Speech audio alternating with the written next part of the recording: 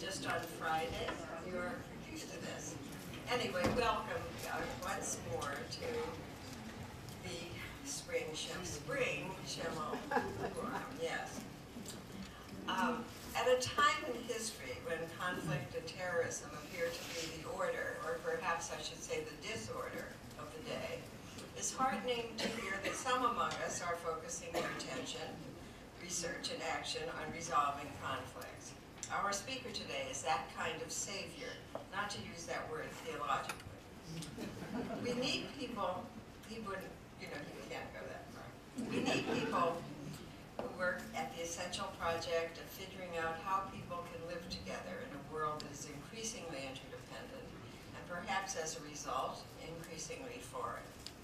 Many are feeling helpless, disaffected, and displaced.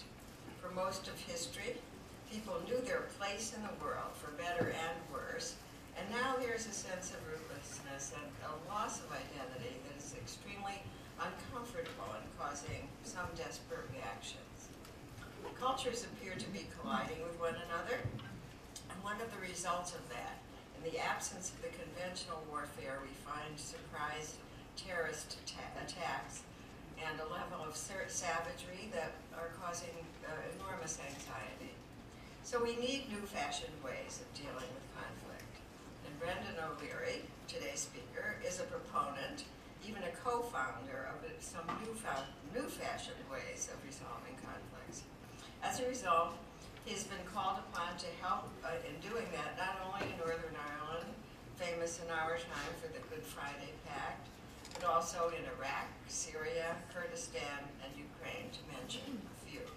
His consultations include the UN, the European Union, and the United Kingdom, and I can only hope he is working on some resolutions here in the US. Dr. O'Leary is a Lauder Professor of Political Science at the University of Pennsylvania. Born in Cork, he spent part of his youth in Nigeria, Sudan, and Northern Ireland. Graduated from Keble College, Oxford, with highest honors. Please join me in welcoming him to the podium.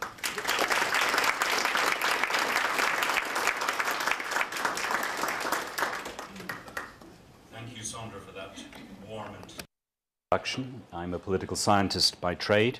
Political scientists share one thing in common with politicians, that is to say, we rarely open our mouths without subtracting from the sum total of human knowledge.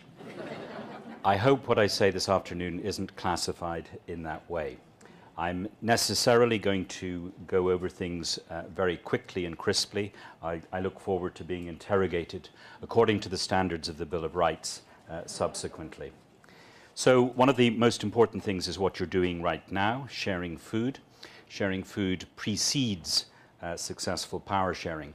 If you want to be very good at conflict, I advise a very strict and rigorous diet.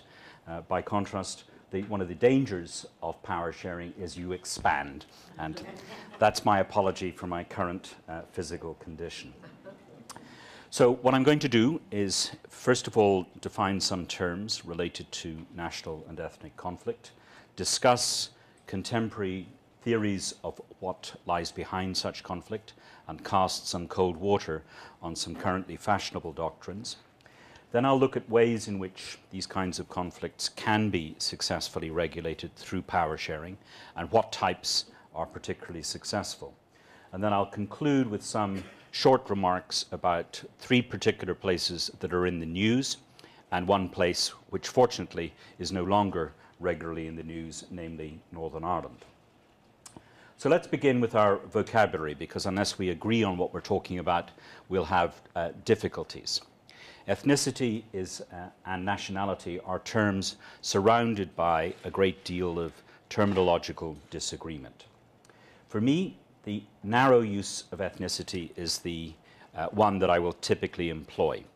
The narrow use of ethnicity is groups that believe that they are descended from common ancestors. Yes, we all go back to the same ancestress somewhere in Central Africa, but the key conviction of an ethnic group is that its members are those broadly descended from common kin. So Kurds versus Arabs in Iraq is an ethnic conflict. Neither group believes that they share common ancestors. Usually, of course, there's a relationship between kinship, relationships, and culture, but that isn't always necessarily true. The broad use of ethnicity is now very common, particularly in the United States. It's used to cover every non-sexual and non-class-based difference. That's not the way I'll be using the term, though one can understand how that extension happens. So the term ethnic group comes from the Greek, ethnos.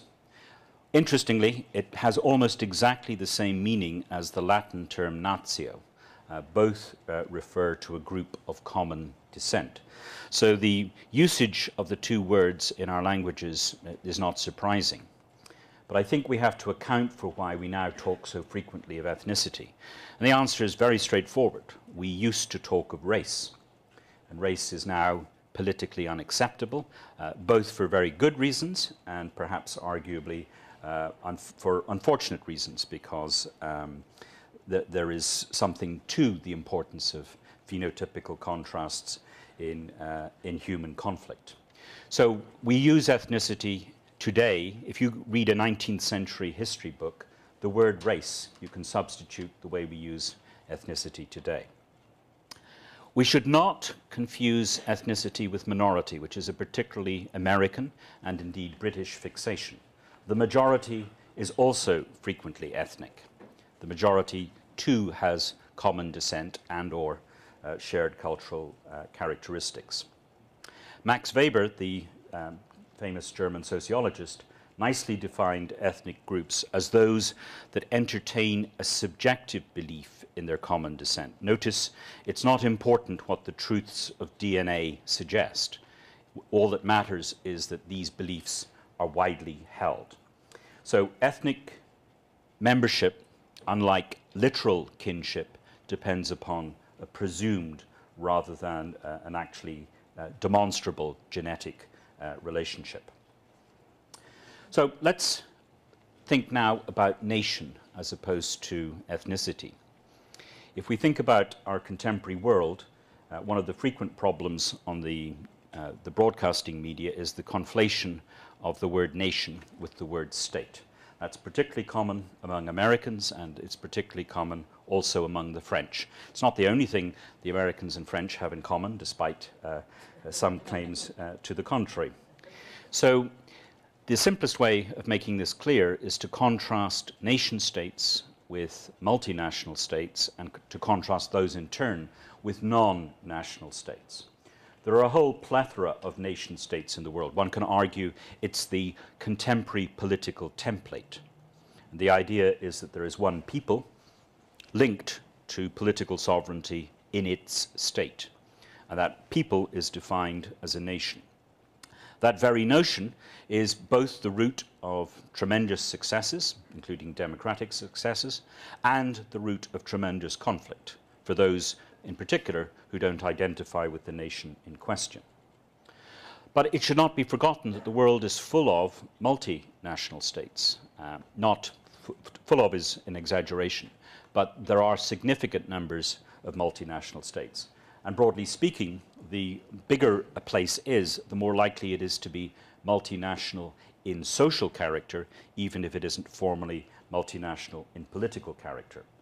The place where I lived a lot of my life is not England, it is not Britain, it is the United Kingdom of Great Britain and Northern Ireland. Its very title advertises not only archaic monarchical qualities, but the coexistence of multiple national communities.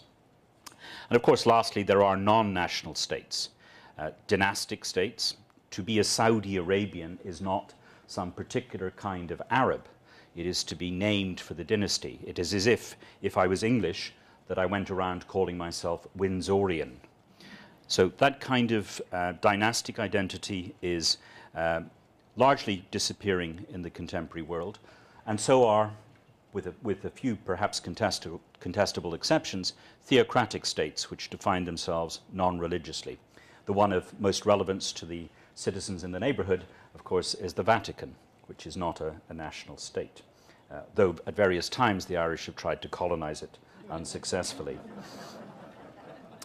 So the way I'll use nation is that, and I'm here following the Scottish philosopher David Miller, a nation is a mass collective community that has shared collective beliefs about its shared historical past, which is perceived, it may not be accurate. And very importantly, a nation has to conceive of its membership as sharing a collective future decision-making capacity. Distinctively, a nation claims to have its own homeland and to be characterized by a distinctive public culture. Note that you do not necessarily have to have a common language to be a nation, but you do have to have some kind of shared distinctive public culture. In short, a nation either has or seeks political status. It either seeks to govern itself or it seeks to co-govern itself along with other nations in a shared state. So, this terminological clarification, or further confusion as you prefer, is intended to answer the simple question: what is the difference between a nation and an ethnic group? I give you 6 potential answers, all of which I believe to be valid, but do contest me if you like. Nations can be composed of multiple ethnic groups, but the converse is not true. Nations are or seek to be mobilized for national self-determination. Ethnic groups need not be. They need have no necessary political organization or ambitions. Nations have homelands. Ethnic groups may have lost theirs. They may have departed. They may be distinctively ethnic. They may be associated with some past place, but they don't have, some of them don't have homelands in any meaningful sense. Nations necessarily require that there be people you can identify who say that they are members of that category. That's not necessarily true of ethnic groups. They may be defined by the observers rather than by evident collective beliefs. More controversially, nations are modern. I was educated by a famous man called Ernest Gellner, who is perhaps the father of the modernist theory of nationalism, the idea that nations are largely post-Reformation, post-Renaissance, post-industrialization phenomena. They are not features of the agrarian and pre-modern world. That view is contested, particularly by those who believe their nations go way back into antiquity, but it's a widely held view in the academy. By contrast, we have had ethnic groups ever since we differentiated in the African continent. The group characteristic of the human is at least as frequent as the individualism is part of human nature and activity. And lastly, nations are associated with the doctrine of nationalism, that to each nation there should be a nation state, or alternatively, a political entity in which that nation shares power equally in a multinational state. That's an express doctrine. Nationalism does not have to be associated with collective hatred of other groups. That is the way the term is frequently used. Sometimes people talk of patriotism as a good thing and nationalism as a bad thing. That is normative language. I don't particularly find it helpful.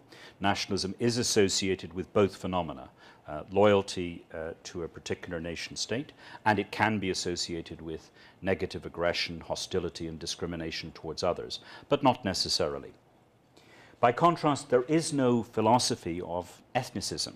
There is what we all see from time to time, ethnocentric behavior, group-centered behavior, but there isn't a philosophy attached to ethnicism in the same way as that we can talk about a philosophy attached to nationalism. All that's necessary to define what I mean by national and ethnic conflicts. So national conflicts are where there is express division and conflict over who should run the state, the government, the public sector, who should run public and private institutions in their name, and what status should be attached to political institutions. So it's a key matter frequently in national conflicts. Who gets recognized? Does the state belong to everybody? Look at that title, The United Kingdom of Great Britain and Northern Ireland. Great Britain is an entity. It consists of the union of Scotland and Scotland and England. It does not include Wales. Wales does not get parity of esteem in the title of the state, something which I would protest about vigorously if I was a Welshman. But fortunately for the British state, I'm not a Welshman. So there can be trivial forms of parity of esteem. There can be more significant forms of parity of esteem. Look at the flag of the United Kingdom. It integrates the cross of St. George, the cross of St. Andrew, and the cross of St. Patrick, not noticeably the cross of St. David, if there is a cross of St. David. So there can be symbolic conflicts, there can be more important conflicts over who controls public bureaucracies, who controls political institutions more broadly construed. Ethnic conflicts, by contrast with national conflicts, don't have to be focused on challenging the nature of the state and its symbolic associations. Ethnic conflicts can be characterized by distributive conflicts over what shares particular groups should get and to what they should be entitled. But if they remain ethnic conflicts, they will not characteristically pose the threat of secession. They could, but at that juncture the relevant ethnic group is becoming a national group that seeks self-government. What's fundamental about these kinds of conflicts is, of course, and you know that they characterize much of the contemporary world, they are either resolved through coercion or they're resolved through breakup, secession or partition, not the same thing. But I want to emphasize, and I'm going to talk about this today, they can be resolved by autonomy or power-sharing settlements. Or, of course, they're not resolved. They persist and are the result of and result in sustained and protracted conflicts. So, let's stand back a bit from that necessarily brief introduction. If we think about how governments can respond to the presence of ethnic and national difference, we can simplify the entirety of modern history in this graphic. On the left-hand side, we have end. Governments' strategies are to eliminate national and ethnic difference. On the right-hand side, we have the disposition to manage ethnic and national difference. Genocide, of course, is the most extreme form of elimination of difference, the ambition to eliminate a whole people. But it's related to and found often in common with the effort to expel people from a given territory. We Americans expelled the Native Americans and then proclaimed the brotherhood of man. That's not an untypical form of behavior. You can also eliminate differences by trying to restructure territories, either by partitioning territories so that subsequently all of the subsequent units will be more internally homogeneous, or a government may decide to permit a secession in order to avoid all the difficulties and complexities of power sharing with cultural others. Assimilation is, of course, a profound part of American history, at least part of American white history. The deliberate promotion of group unification, achieved most successfully when the relevant groups intermarry successfully and fuse culturally. Lastly, and most frequently in terms of rhetorical preference found today among liberal democratic governments, there is the notion of integration. In integration, we are all to be equal citizens, but entitled to preserve our separate cultural identities in the private domain. Our religion is privatized. Our language may not be the language of the public domain, but it isn't illegalized. Kurds, for example, had their language illegalized in contemporary Turkey up until a small number of years ago. So integration is the formula of equal citizenship and privatization of difference. But it does involve the elimination of difference from the public domain, which is why I put it on the left-hand side. On the right-hand side of the screen, you have the strategies that governments adopt if they seek to manage difference. The first of these is the most common in human history. It's not a an egalitarian approach to groups, rather it's hierarchical. One group or coalition of groups organizes itself and disorganizes the others. So that's characteristic of most of the empires that have been in existence in human history. It's also frequently found in many democracies in which the relevant ethnic minorities may well find themselves excluded from positions of esteem, excluded from key positions in the executive, the legislature, and the judiciary. Democracy is quite compatible with the tyranny of the majority. So control should not be identified solely with non-democratic institutions. Arbitration is something that many of you will be familiar with in a legal context, the idea of somebody arbitrating the differences between two litigants or two disputants. The unfortunate thing about the collective human species today is that we don't have arbitration institutions. If you like, in the monarchies of the past, if the monarchy was associated with every group, it was feasible for the monarchy to play the role of arbitrating group differences. In contemporary Morocco, my understanding is that the king is the result of a deliberate strategy. The king is married to a Berber princess, and his predecessor was also the product of a marriage between a prince and a Berber princess. So the monarchy fuses the peoples in its person and therefore can impartially act on behalf of all.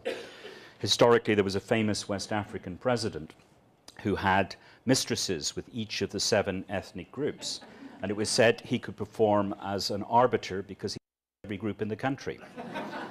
Now, we can't extrapolate from this possibility a role model for how, and an institution for how ethnic relations should be successfully managed. More seriously, we can sometimes make courts and other institutions to which we appoint outsiders sometimes perform short-term roles of arbitration. But it's difficult to think of arbitration as a wholesale governmental system. If you have outsiders doing it to you, you are governed under a trusteeship. That's roughly speaking the relationships between Bosnia and Herzegovina, the European Union and NATO today. The other 3 kinds of arrangements are the ones that we need to focus on if we are thinking about how to avoid the horrors that can be attached to strategies of elimination. Namely, territorial pluralism, which includes certain kinds of multinational federation. Centripetalism, which I won't talk about much today, which involves organizing electoral and other institutions to induce people to believe that there are rewards for being moderate towards other ethnic groups. But I'm happy to take questions on that. The last is a system of politics known as consociation, which involves 4 principles: parity between groups, proportionality, each group gets represented in accordance with its numbers and receives benefits in accordance with its numbers. Autonomy, each group governs its own culture in its own way, subject to shared constitutional provisions. And lastly, each group has veto rights over major constitutional change. Broadly speaking, if the world is to be slightly better than it currently is, we need a move from the elimination strategies to the better kinds of management strategies. It is not the case that I'm saying that all forms of elimination are wrong. If there is voluntary assimilation, who can object to it? It's coercive assimilation which is wrong, not voluntary assimilation. Political integration often works with migrants. Most of us here, in some sense, are descendants of migrant communities. The condition of citizenship was that you were granted citizenship in return for, I remember when I signed my citizenship papers, I had to renounce princes and potentates. Today you can have dual citizenship, so I wasn't comprehensively abandoning my Irish citizenship. But that renunciation of a potentate should remind you that you were renouncing the authority of the Pope. if you were becoming a citizen in the United States in the 19th century. So there are ways in which integration can work, but frequently in the contemporary world, integrationist and assimilationist solutions are coercive and generate negative responses from the affected minorities. So let's spell out the empirical consequences of what I've been talking about. If we look at the wars in the world since the Napoleonic period, since the Congress of Vienna, only 1 in 5 of the wars in the world, which resulted in 1,000 deaths in battlefields, were the result of national conflicts or ethnic autonomy conflicts. But by contrast, in the last century, from the Treaty of Versailles up until 9/11, 9 out of 20 wars in the world were nationalist or ethno-national in character. And finally, since the period in history, since the collapse of the Soviet Union, over 3/4 of the wars in the world have been ethno-national in character. So those simple numbers, if you remember anything from the talk today, I'd like you to remember these simple numbers. 1/5, half, 3/4. That's the respective incidence of wars that are associated with national or ethnic conflict. Notice that I haven't included religion here. Sometimes it's associated with national and ethnic conflict, but explicitly religious conflicts, though they exist, have not been as frequent as wars based around nationality and ethnicity. So that's a stark set of indicators. The good news attached to this is that there are far less interstate wars today than there were historically. And most conflicts are inside states. But most of those conflicts have a national or ethnic character, and therefore those are the ones that we need to think about addressing. How do my fellow professors address these questions? Well, there are those who are species pessimists, who think that we are basically cavemen with slightly better dress sense than our ancestors. We are primordially ethnic, loyal to those who are our genetic kin and not others. We are killer apes, as some of them suggest. I don't want to deny that human nature is capable of appalling crimes. It would be a fool who denied that. But plainly, we also have tremendous cooperative capacity. And it's clear that throughout the historical record that there's variation in the extent to which we are conflictual and the extent to which we're cooperative. So although this may appear to be insightful, I don't think it tells us about what can be done. There are also cultural pessimists, not genetic pessimists. The late Samuel Huntington told us that we were going into a world of a clash of civilizations after the collapse of the Soviet Union. He predicted that most conflicts would take place at the borders of civilizations. He is like another Sam, Osama bin Laden. They're both dead, and I think they're both wrong. The idea that most of the conflicts in the world are between civilizations is, I think, simply wrong, and I'll try and explain why in a moment. The third school of thought is the one that has most policy influence.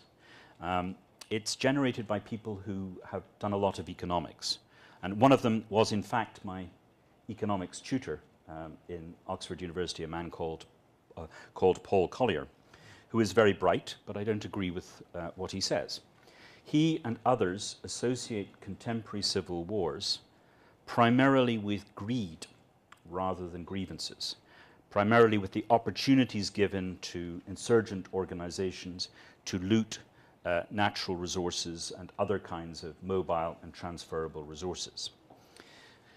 They think that we should not assume that what appear to be ethnic and national conflicts are such. They're skeptical about the idea that most of the conflicts in the world have these characteristics. Some indeed see the claims made for ethnicity and nationality as mere fronts, facades for, in effect, criminal enterprises. This view is popular among policymakers. It allows you, of course, to dismiss all of these insurgent organizations when they're not being deemed terrorists and therefore beyond the pales the pale of civilization. If they're criminal enterprises, again, why should you engage with them? Why should you seek to address their grievances if you believe they're manufactured? A few words on the idea that our conflicts are civilizational. Some of you may remember the famous Mahatma Gandhi. Well, Mahatma Gandhi in 1931 went to Lancashire in England, and a journalist stopped him and said, "Mr. Gandhi, what do you think of English civilization?" Gandhi paused for a moment, and he said, "I think it would be a good idea." Civilization is an inherently judgmental character. But it doesn't take an enormous brain to work out that civilizations are not collective subjects. If you believe they exist, they're not collective subjects. There's no committee for the civilization of the Christian powers. You can't interpret NATO like that. You might want to, but you can't. There's no committee for the civilization of Buddhist powers. To the extent that there are civilizations, they're not collective subjects that go to war with one another. Moreover, there is no civilization that is not inherently pluralistic and that does not overlap with other ones. Judeo-Christian and Islamic civilizations share in common a monotheistic Abrahamic faith. That overlaps. Indeed, it's a doubtful axiom that they all share in common. So you can identify across civilizations shared traits. You can identify profound internal differences within civilizations. They are rarely, it is rarely true that the incidence of conflict in the world is highest at the places where you can spot the interfaces of civilizations. So I would emphasize to you that you should not buy these kinds of doctrines. Even when we think today about the role of Islamic jihadists, their scope and their power is most profoundly evident, I would argue, in Syria and Iraq. They're present elsewhere, from Nigeria and Mali to other locations. But by and large, it is still true that there is far more conflict in the world associated with national and ethnic conflicts than there are conflicts between cosmopolitan jihadists and others. But I'm very sure you'll want to get back to me on that theme. If we look at the skeptics, those who say these conflicts are not about nationality and ethnicity, let's think through the logic of what their position implies. Their position is that groups and their rebel leaders are taking advantage of the weaknesses of states to loot and steal and grab collective and natural resources. The implication is that the way to solve the question is to have stronger, more centralized and states with better repressive capabilities. I satirize this as the view that what's required are better helicopters, because famously insurgents can hide from helicopters. The implication as well is that you should incentivize governments and public policy to disperse groups, to weaken the possibility that they will be preyed upon and exploited by ethnic group leaders. You should disperse the relevant groups, which can, of course, sound like a recipe for certain kinds of ethnic expulsion. The idea behind these policies is strongly economic. It implies that we're largely driven by the bottom line. So you should engage in all sorts of policies that make it difficult for rebels to hide their money. You should create all sorts of incentives to pay informers, and so on and so forth. Now, this worldview isn't completely odious. Most of the people who advocate it are strongly in favor of good governance, transparency, public integrity in office, and so on. But I think fundamentally they miss the point, and they miss the evidence that these kinds of policies don't work. That centralization, heavy policing, and efforts to disperse groups are, if anything, likely to provoke conflict rather than to resolve it. Those of you who have more liberal dispositions are likely to believe that grievances matter more than greed, as Paul Collier would phrase the contrasting positions. Those of us who go and interview insurgent groups, those of us who go into conflict sites, who go to the places that the American satirist P.J. O'Rourke calls having holidays in hell, we report that groups do talk about grievances, that leaders appear to be deeply affected by them. Journalists do the same. I think it's about time the academy and policymakers caught up with reality. It's true that the kinds of explanations given by what I call the skeptics have some purchase. They can tell you, perhaps, why it's easier for some rebel groups to mobilize than others.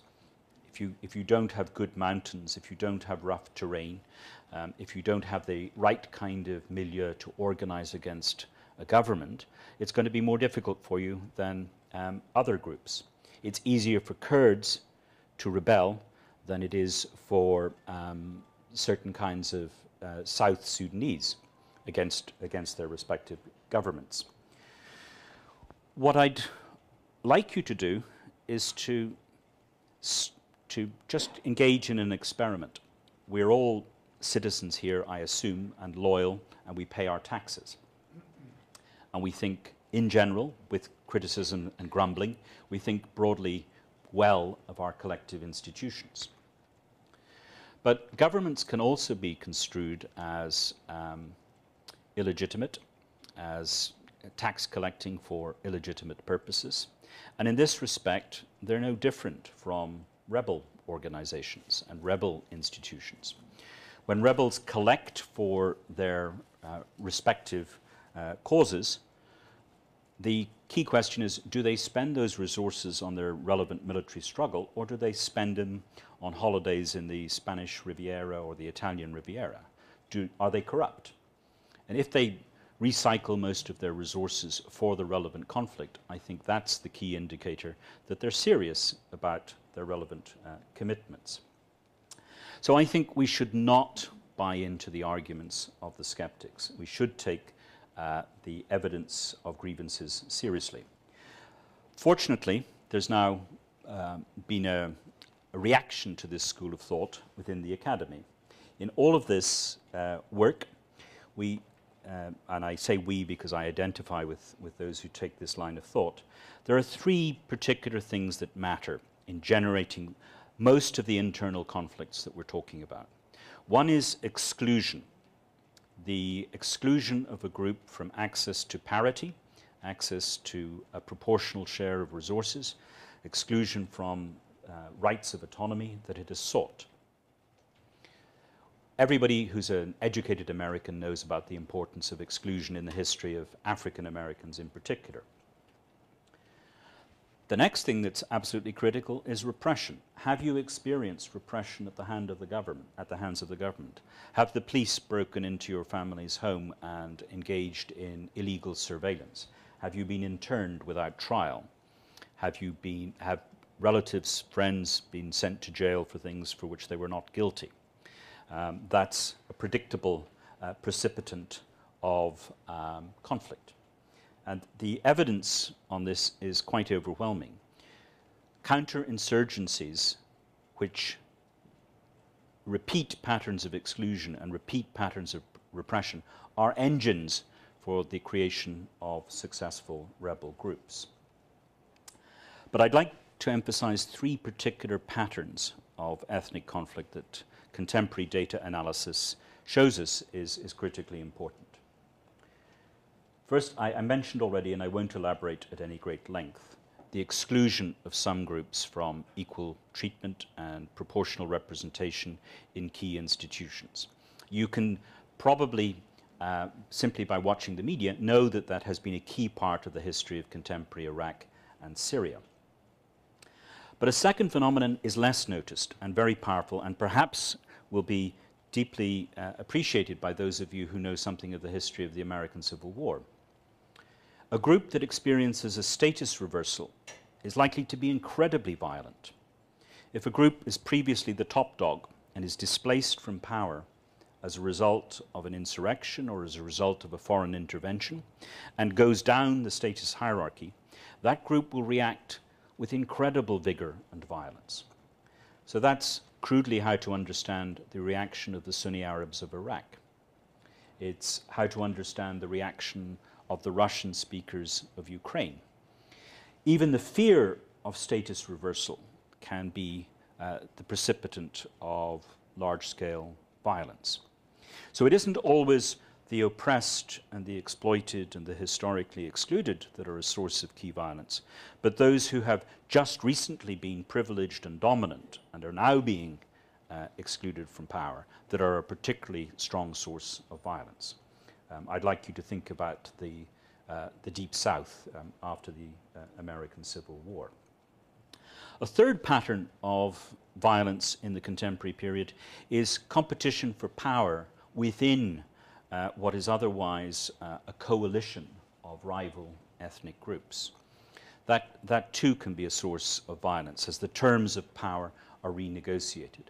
Contemporary Lebanon is perhaps a good example of that phenomenon. So, where does this kind of analysis lead one? What kind of conclusions come from this kind of analysis? Is the answer more democracy? Well, more democracy is not a bad thing, but it's mistaken to think that democracy in and of itself can settle all these questions. Democracy in its primitive meaning is understood widely throughout the world as majority rule. And in many places, majority rule is precisely the problem.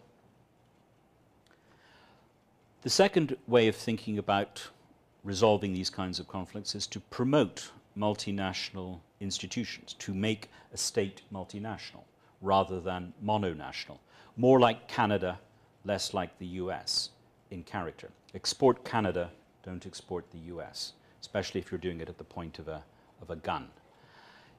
Would that work? Well, there is evidence, I would suggest, that early and generous grants of territorial autonomy to culturally distinct groups has some record of working. It's not a surefire recipe for success, but it is associated with greater stability and greater endurance of good group relations. Consociational arrangements are different from federal arrangements because they're especially suited to groups that are mixed, that is to say intermixed, living together in the same cities and towns, sometimes in the mixed in village structures as well. Whereas federalism works quite well for strongly territorially concentrated groups, it has no distinct answer to the question of groups that are living cheek by jowl. Now, I've suggested crudely two formulae for power sharing in the presence of potential violence: multinational federalism and consociation. And you would be absolutely right to ask, does any of these particular recipes work? Are they successful? Do they make a difference? Well, I would like to summarize a whole swathe of literature for you as quickly as possible. And the way I'll do it is first to summarize rhetoric about these arguments, and then I'll quickly tell you about the evidence. Those who are skeptical of these solutions use the three great arguments that all reactionaries should use. If you ever feel like being a reactionary, and we all have children, and there's occasions when you should be a reactionary when you have children, there are three great arguments. It's futile. It makes no difference. It's perverse. It achieves the exact opposite of what you intend. And lastly, jeopardy. It endangers something that you deeply value. Those arguments are used against power sharing. It's futile. It makes no difference. It achieves the exact opposite of what is intended because it entrenches group identities and makes people more locked in to those collective communities than they were before, and therefore it exacerbates the problem. It jeopardizes existing institutional successes because instead of equality of opportunity and merit and descriptive criteria, we instead introduce group-based criteria which in effect means that merit and efficiency considerations are less important. What do the other side say rhetorically in contrast? Well, they say, let's be realistic. Group conflict is based on conflicts between groups. And if you're going to settle it, not only do individuals have to be content, but groups have to be content. Those who argue for power sharing say that there's a positive synergy between power sharing institutions, parity, proportionality, autonomy, and veto rights. They work together as a cluster of characteristics that can consolidate peace and stability.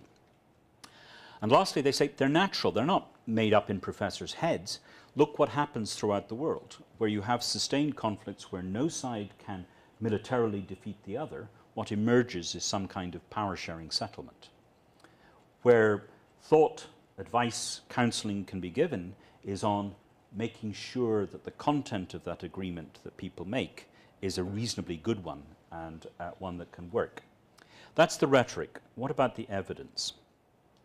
Well, the evidence is very clear that if your democracy has more power-sharing characteristics, parity between groups, proportionality, autonomy, qualified majority rules for changing the constitution, that democracy performs better than a majoritarian democracy on average, not only on things that matter to all of us, price stability, full employment, those wonderful things that used to exist, plus reduced income inequality, but soft things also, so-called soft things. Women's rights are better protected in power-sharing democracies. Health services are better in power-sharing democracies.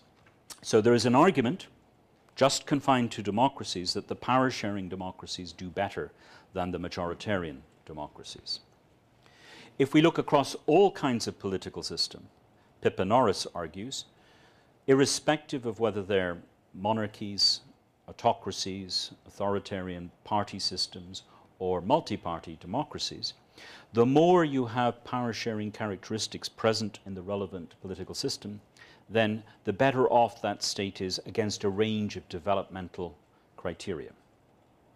Lastly, and more fundamentally for our purposes today, if you have a conflict and you settle that conflict with a peace agreement, then if that peace agreement has power-sharing components, then you have a statistically robust, far less then there will be a statistically robust, far less likelihood that you will go back to war. These are strong pieces of evidence. So I put before you, like a savior and propagandist, that you'll have a better democracy, you will have better development, and you will have less likelihood of return to war if you embrace power-sharing characteristics. Now, that might sound like it's too good to be true, but it's statistical and it's on average. It's not saying that all conflicts can be solved. It's not saying that there are no cases of majoritarian democracies that function, but that on average, this repertoire of institutions works better to reduce conflict. If we look at the world in which we're living, the aftermath of the collapse of the Soviet Union, only less than 10% of conflicts over the last 25 years have been settled by military victory. The famous example is the Sinhalese government's victory over the Tamil Tigers. Militaries do not appear to be successful, no matter how well resourced, in crushing insurgencies in domestic conflicts.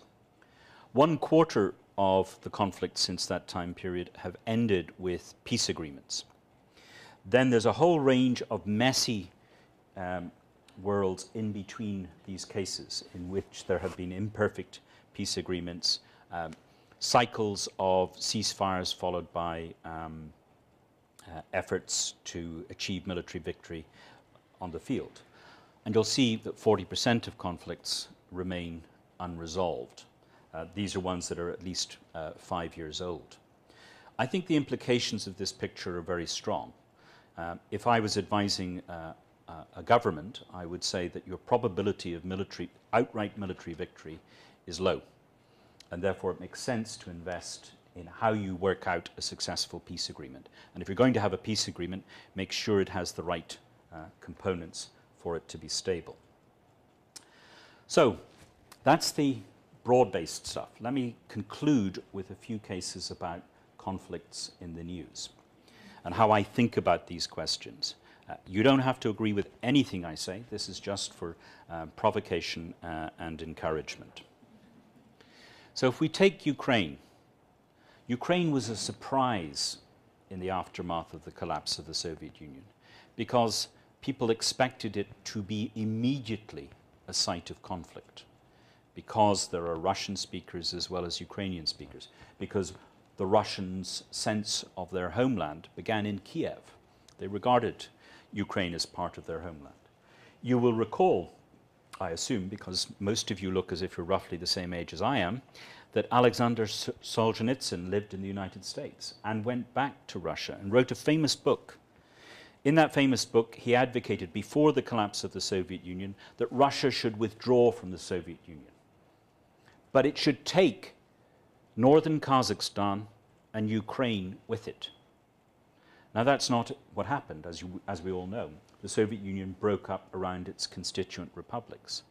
And people were worried about Ukraine. So why has Ukraine now become a site of what might well be a protracted war?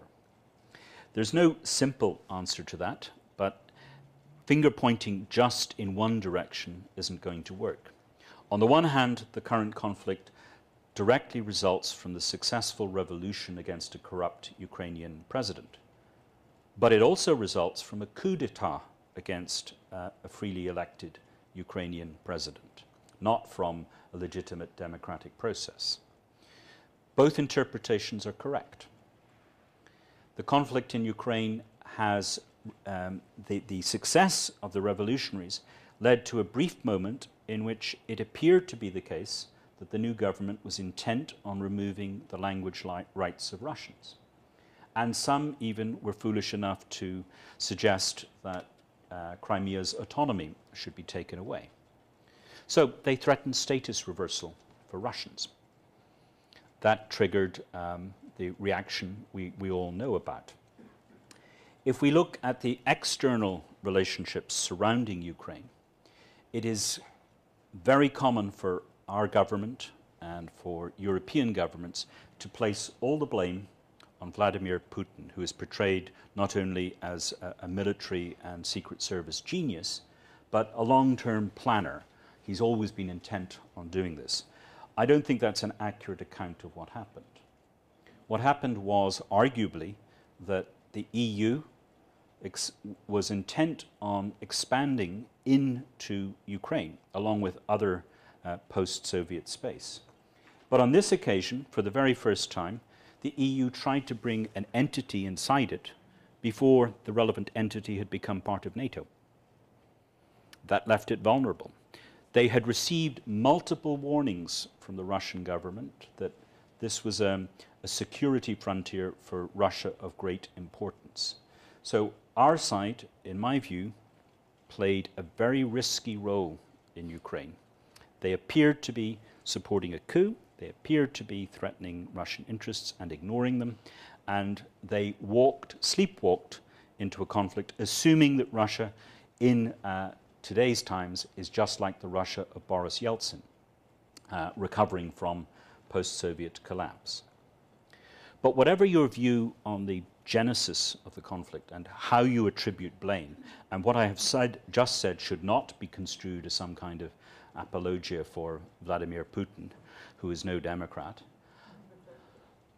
But however you construe it, you have to ask yourself, how could this question now be settled? You have, I think it's clear, only formulae that would hold the place together that would have to take a power-sharing set of characteristics. Ukraine has had for too long a powerful presidency, or a presidency that people wanted to make powerful. It could only be held by one majority. They need to get rid of a presidency and have a prime ministerial system together with a strong cabinet so that they can include people from all over the country.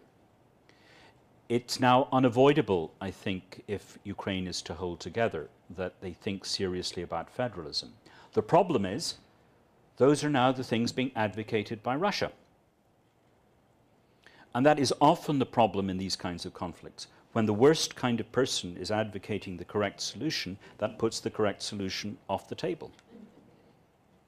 I learned, by the way, that's one of the important differences between American and Irish English, whether something is on the table or off the table. Those have different meanings. In any case, I think anybody who is tasked with the role by the United Nations or any equivalent good faith body would have to think about contemporary Ukraine in terms of a federal and power sharing settlement. If we take contemporary Iraq, avoid for the moment, just for the sake of argument, American moral debates about the causation of the American intervention. What happened in Iraq in 2005, I was a witness to it, I was an advisor to the Kurds, was the making of a constitution that could have remade Iraq as a pluralist federation. On paper, it was quite a reasonable settlement. What prevented it from working? Multiple things. But the key thing was the internal civil war among Arabs between Shiites and Sunnis. The Sunnis had been the top dogs in Iraq. They were displaced from power. The question was, how were they to be reincorporated? Could they be reincorporated? The Shiites were fundamentally of the belief that the Sunnis could not be successfully reincorporated. They had to be kept down. They had to be prevented from having their own security arrangements. They could not have their insurgents incorporated inside Iraqi security forces. Prime Minister Maliki was encouraged in his bid to reshape and manipulate and break the Iraqi constitution by two unholy sets of allies, the Americans and the Iranians. America and Iran, both for different reasons, sought to re-centralize Iraq. The Iranians, because they thought that the re-centralization of Iraq would now take place under the Shiite majority. The Americans, because they have believed on autopilot since 1980 that it's in America's interest to have a strong government in Baghdad to balance against Tehran, whatever the nature of that government. So curiously, the two biggest powers with a direct material impact on the region were both interested in re-centralizing Iraq and not respecting the constitutional settlement of 2005. Out of that soil, ISIS grew.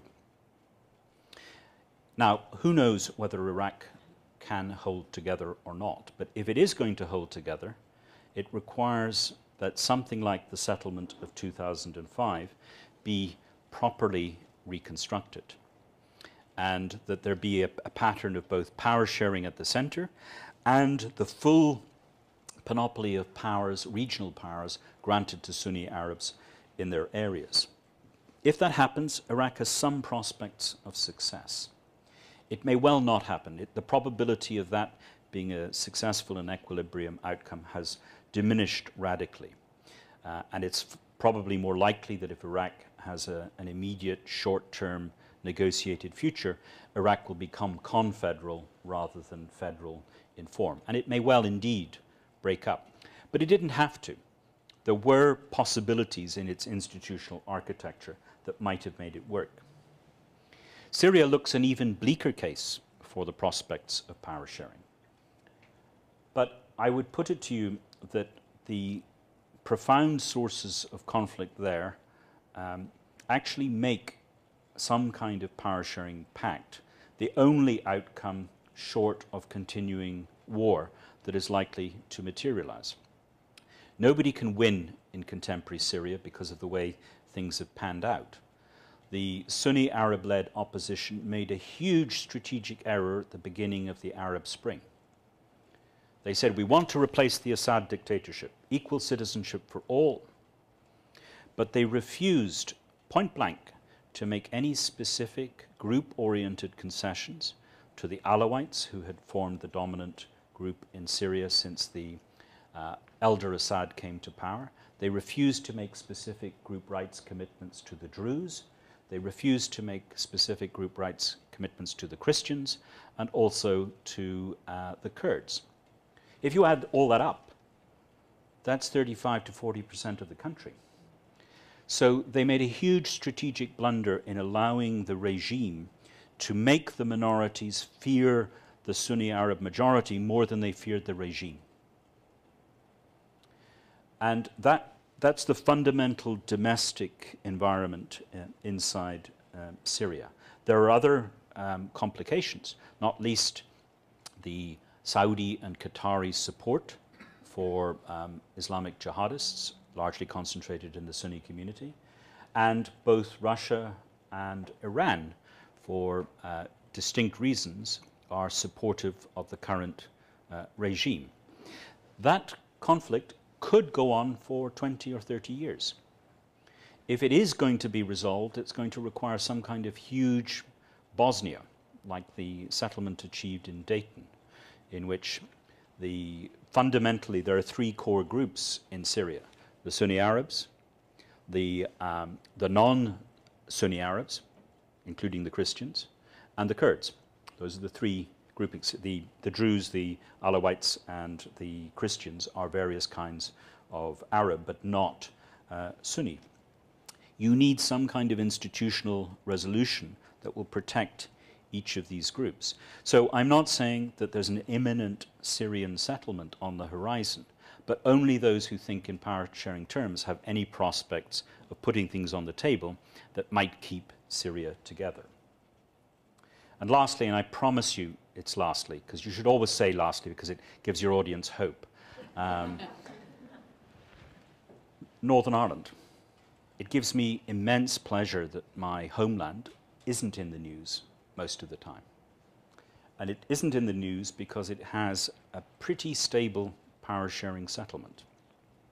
The settlement of 1998 achieved parity between the groups, proportionality in key institutions. Each group was left their own educational institutions. They have veto rights on fundamental legislative change. There's a process by which Irish unification can happen or not happen. There are deep institutional linkages between Great Britain and Ireland that underpin the internal power-sharing settlement inside Northern Ireland. Now, of course, one reason why Ireland is successful, it's not just because we're Irish. One reason it's successful is that Northern Ireland is small. The conflict can be damped down by external powers. It's also a conflict in a relatively settled neighbourhood. The Irish government was not sending insurgents into London. The London government was not sending insurgents into Dublin, though such accusations were made at the time of the conflict, and there may have been one or two freelancing operations. But by and large, the two neighbouring countries were at peace with one another and had a mutual interest in resolving the conflict. But I don't think that successful power sharing simply requires Irish-style conditions. It is a recipe that can work elsewhere. And with that, I leave myself open to interrogation.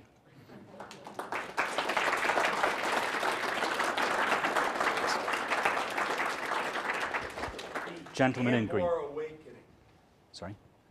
Yeah? North of Baghdad, right? 2007, started 6 months before there was a surge. Who were the people in the Anbar Awakening? Were they Sunnis? Yes. If I ask this next question, maybe Sure. you can use this as a microcosm almost. Even then, al-Maliki wouldn't include them in the governance, right? And so later, you know, John McCain was big on that. Jeb Bush on the weekend was talking about how great this was of his brother. Even then, and they don't accept them, include them in governance. And isn't that why Barack Obama is no longer going to keep a residual force in Iraq? Okay, there's lots of things buried in your question. the Sunni Arabs felt most bitter about the American intervention. The Kurds were enthusiastic, the Shiite Arabs were mixed. And the reason they were mixed was that in 1991, America didn't come to their help when they rebelled against Saddam. But they obviously benefited from the new order, particularly when democracy became the rule of the game, and the Shiite parties unified generally. The Sunni parties generally divided, and some didn't participate in elections altogether. The Sunnis were the primary, but not the sole, insurgents against the American presence. And then when you're referring to the Anbar awakening movement, this begins in the west of Iraq, and it's a revolt by the Sunni Arab tribes against the local jihadists, particularly those associated with Al-Qaeda in Mesopotamia. The local jihadists had made the mistake of stealing women and enforcing marriage on them, raping them, making them their brides. That triggered a reaction, and the Anbar Awakening movement mobilized the Sunni Arab tribes against Al-Qaeda in Iraq. The Americans then supplied what America's very good at, bricks of dollars, to the Anbar Awakening movement. And they then mobilized other Sunni Arabs outside of, and with no respect for Iraq's constitution, incidentally. They were in effect building parallel security services in Sunni Arab areas. Now, without cooperating with the Maliki government and the Shiites in this process, this meant that America was building a parallel army for the enemies of the government, which was a very difficult enterprise. So before America's exit, the finesse that was required was somehow to achieve incorporation of the Sunni Arabs. But the American mindset, the American policymaker mindset, including Bush's, including McCain's, including some Democrats, was we need them together in the central government. We need these people who've been killing each other now to come together into joint forces. That was an incredible proposition that has rarely ever been executed in human history. What was far more plausibly likely to be successful was to argue that the Sunni Arabs should police and govern their own areas, and that they should imitate Kurdistan in having greater autonomy, abandon the goal of putting them all into the central federal Iraqi forces, instead let them police their own areas. That way, they would not be vulnerable to attacks by Shiite militia. They would not need the federal Iraqi army, predominantly now Shia, in their areas. So, in my view, the smart strategy was to, having successfully seen the defeat of Al-Qaeda in Iraq through the mobilization of the Sunni Arab tribes, that was the moment to go for deepening the federalization of Iraq, not for deepening its centralization. And that is not the argument that American policymakers are having now. Right? The argument is, who lost the war? Was it you or was it me? And it's actually irrelevant to the circumstances on the ground. Thank you. You're welcome. Gentleman at the back. I wanted to ask a question about the situation in Ukraine and the possibilities of power sharing, which is, doesn't it potentially preclude some kinds of policy opportunities going forward? For instance, joining the EU. Right. I mean, it's my understanding that the Ukrainian government, before all of this happened, looked favorably on the idea of joining the EU. In fact, it was their initiative to join the EU. It's not like they were being prodded into EU membership. So if you had some sort of power sharing agreement within the nation state, that power, I mean, you were talking about what makes the situation in Northern Ireland work, is that you have this EU, right? You have a sort of socioeconomic, political background that's the, let's say, the game board on which all the players are operating. The Ukrainian situation strikes me as different because they seem to be at the dividing line between two different game boards. So how do you envision that?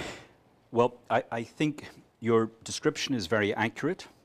I would want to make a few reservations. One is, yes, one part of the Ukrainian political system, largely focused on the West, but not only in the West, very pro-European integration, very pro-Ukraine's eventual membership of NATO. That was the group who, if we wind back the clock 20 years, in order to achieve Ukrainian independence, said, yes, we must recognize Crimea's distinctiveness and autonomy. It's here by accident, Khrushchev's gift. We must protect the Russian language in the East. Yes, those are our fellow Ukrainian citizens, even though they're Russian speakers in the East. We have economic differences with them, but they're part of us. And accordingly, we're not going to make Ukraine the way the French made France. We're not going to absolutely impose the Ukrainian language, and we're not going to force those Russians to become Ukrainians, because we realize there will be a conflict. But my point is that what they did after their recent revolution was to raise all those, precisely those fears. And this was accompanied by maximum feasible European Union incompetence in its foreign policy, because if you start making very clear signals to Ukraine that it's possible you'll go into the EU, then there's a very clear historical record. No new post-communist member has joined the European Union without previously joining NATO. And the very fact that that has happened is a standing Russian grievance. They believe they got promises, whether it's true or not, they believe that they got promises made to Mikhail Gorbachev at the time German unification was permitted, that there would not be a general expansion of NATO. But here it looked like the normal pattern would be reversed. The EU would go in, eventually Ukraine would become part of the EU, and then NATO would arrive afterwards, sparking off maximum feasible Russian fears. So I attribute the conflict, the triggering of the bad things that have happened to the overconfidence of the new Ukrainian elite in conjunction with wildly careless European, but also American diplomacy. No effort was made to minimize the possibility that there would be a revolt of the Russophones. And that basically gave Putin his causes, and he's exploited them fully. I completely agree, but I guess my question had more to do with, you have a power sharing. Right. So, hopefully you take Russia out of that equation eventually, and you have yes. a sort of national government in which you have a Russian ethnic group, a Ukrainian Russian ethnic group, working with a Ukrainian. Absolutely. They're looking eastward and westward. Correct, and that makes it extraordinarily difficult. And in my view, and this is not a popular view among Ukrainian nationalists, the settlement has to be that Ukraine is permanently neutral. So it will never go into NATO. And that gives the Russians at least some degree of security. Most of the invasions that have occurred through their history have occurred through Ukraine. It's their soft belly. And however paranoid their fears might be, they're their fears. We can't say you shouldn't have those fears. Those are their fears. So for that reason, a key part of the settlement would be neutrality. And it's not an accident that some of the most successful power-sharing settlements occur in neutral countries. Austria, Ireland, Switzerland, and so on. Gentleman here. It seems to me that you've minimized the importance of religion in the great problems of the world nowadays. To repeat the question, it seems I've minimized the importance of religion in the great problems of the world nowadays. Yes, but I've done so not for religious reasons. I do not have religious convictions myself, but I find God generally not guilty for the current incidence of violence in the world. Yes, there are jihadist militants in combat. Yes, all over the world you can find people who have religious commitments engaged in violence. But in general, unless that violence is linked to a national or an ethnic grievance or cause, it has little long-term purchase.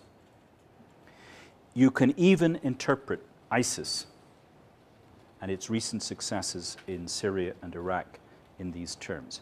Yes, I know they say they want a caliphate, which is a non-ethnic global empire for all Muslims. But look at where they have their support. Their support is primarily in the Sunni Arab areas of Iraq and the Sunni Arab areas of Syria. The fertile soil is in two locations where the Sunni Arabs either feel they should have majority power, as in Syria, or they have been displaced from a position of dominance, as in Iraq. Without that underlying local, state-based grievance of exclusion in both cases, I don't think ISIS would have successfully fertilized and grown. You're doubtful. That's okay. Now, I am not giving a blank check. I'm not saying that religions are all peaceful. Nonsense. Religions are multivocal. They include those who can use religious doctrine for war and to treat people as heretical and to exclude, oppress, and torture them. But religions also have resources for cooperation and peace. They're not one thing or the other. Well, you know, I took a course here at the university on the evolution of the universe, physics course. And the professor asked, what's the difference between science and religion? And as a scientist myself, I felt that you postulate a theory and then you do an experiment, you either prove or disprove the theory. Yes. And he said, no, that's not correct. He said, religion cannot be disproved. And so that's the problem. I think that religion cannot be disproved, and there will always be problems as who's to right and who's wrong, and that's, I think, insoluble. I don't any longer imagine, like the teenager I was, that there can be a world with no religion.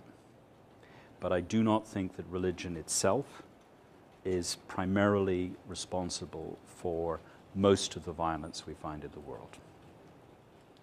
That's probably where we differ. Yes? Can you tell us something about intervention?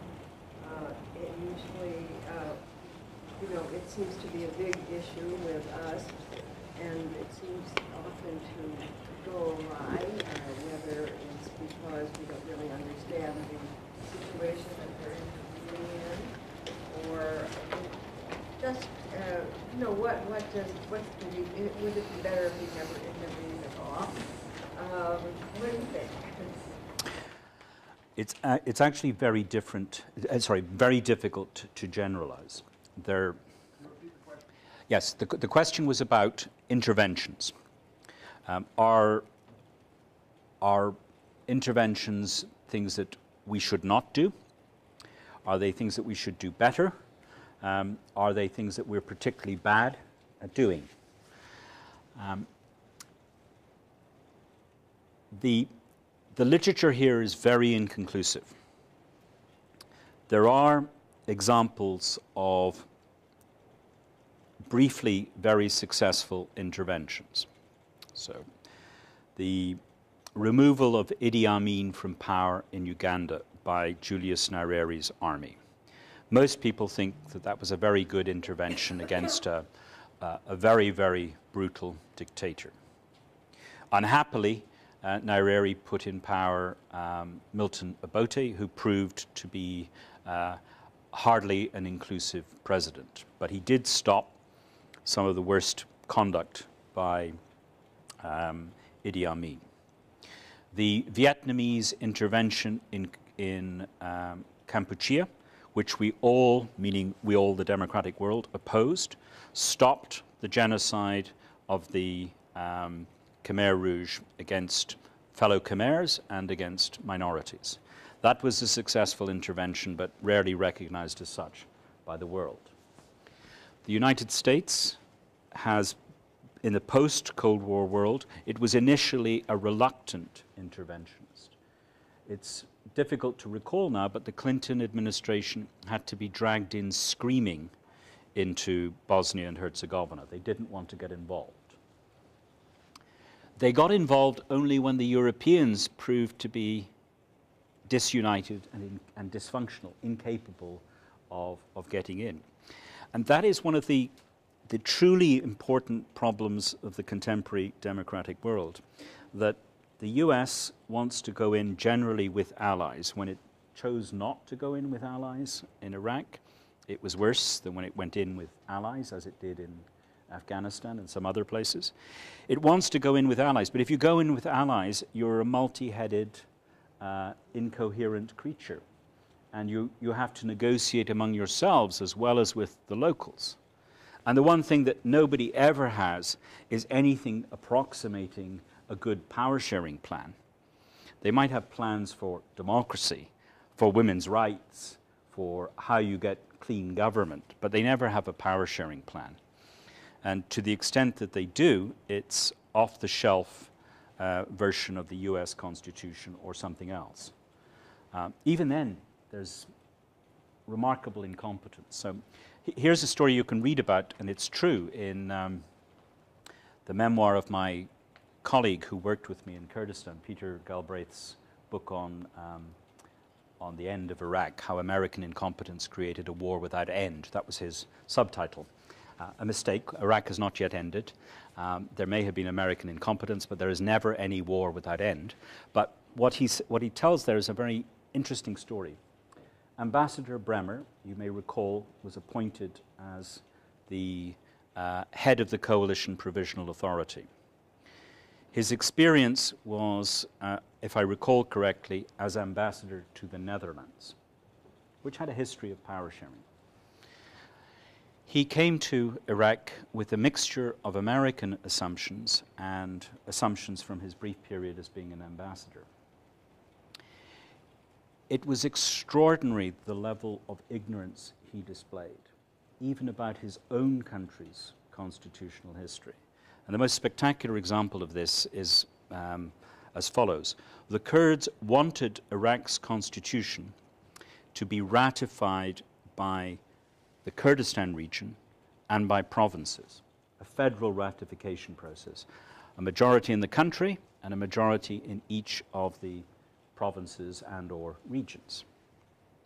Ambassador Bremer said, no country ever ratifies its constitution by provinces. He had to be given a copy of the United States Constitution to show that the United States Constitution had come into being through a ratification process involving state conventions and so on. So one of the stunning things for me is the remarkable, and I'm not choosing to pick on him, but if you are going to intervene, you've got to intervene with the right people, with the right kinds of information, with the right kinds of powers, with the right kind of allies.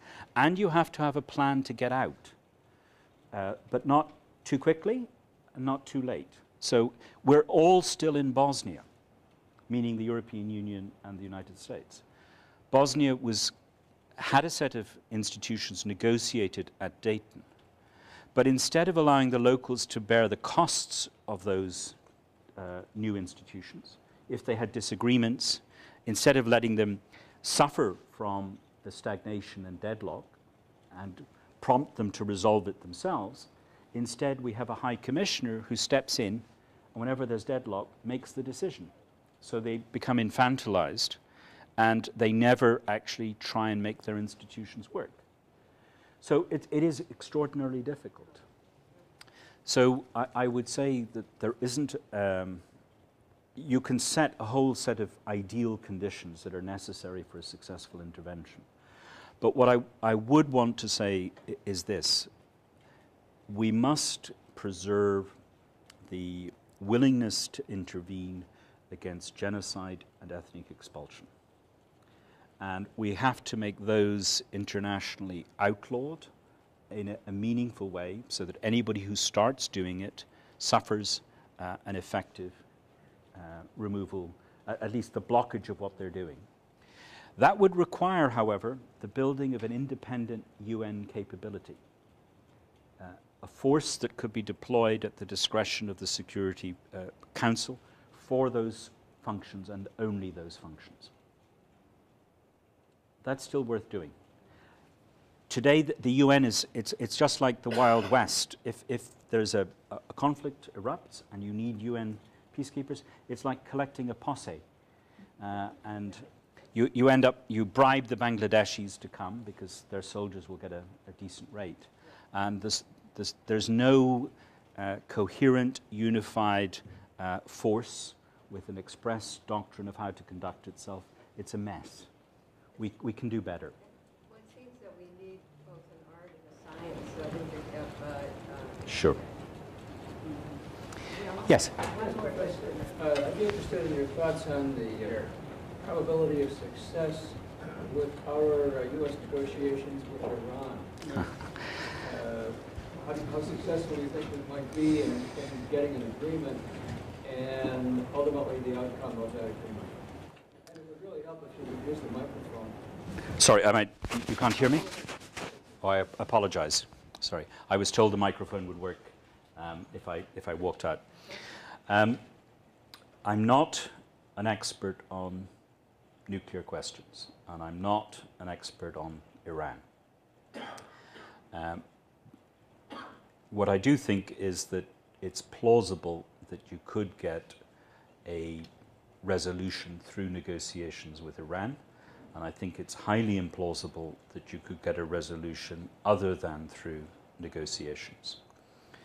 That is to say, I don't think it would be smart, intelligent, wise, or prudent to, for example, encourage Israel unilaterally to take out alleged Iranian nuclear weapons bases.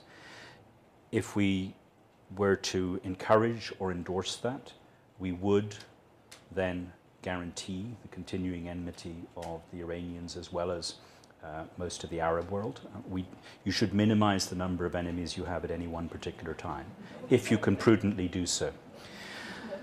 The second thing is, I do believe that domestically in Iran, the new president and those who voted for him want Iran back in the wider world.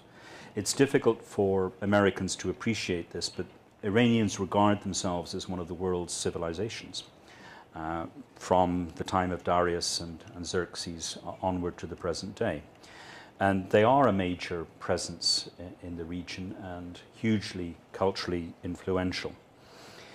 And if their price of getting in is one in which their pride can be protected, they have the capacity to build the weapons, they're recognized as having that capacity, but in return for not doing so, they achieve recognition, they're brought into world forums, the sanctions end, and there's some credible mechanism for monitoring whether or not they are engaged in subsequent development. That would be a good outcome.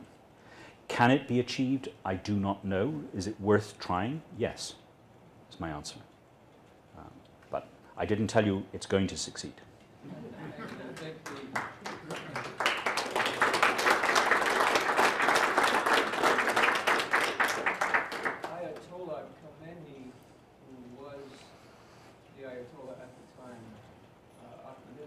Said we are going to annihilate Israel is still there. Do you think there's a change in his outlook, or do you think he might be influenced, as you just indicated, to back off from that threat? I think there is a ferocious form of anti-Semitic and anti-Israeli rhetoric indulged in frequently by Iranian politicians. Some of them believe it. Others, it's mere rabble-rousing. I think that if you're an Iranian and your strategic desire is to break up Israel and prevent it from continuing to exist, even if you are filled with enormous hatred, The smart way to break Israel is not through attacking it with nuclear weapons, which would only guarantee Iran's total destruction. The smart way is a political way to mobilize forces against Israel and the way Israel treats its Palestinian minority. That's the smart way. And I think there are more smart people in Iran than stupid people.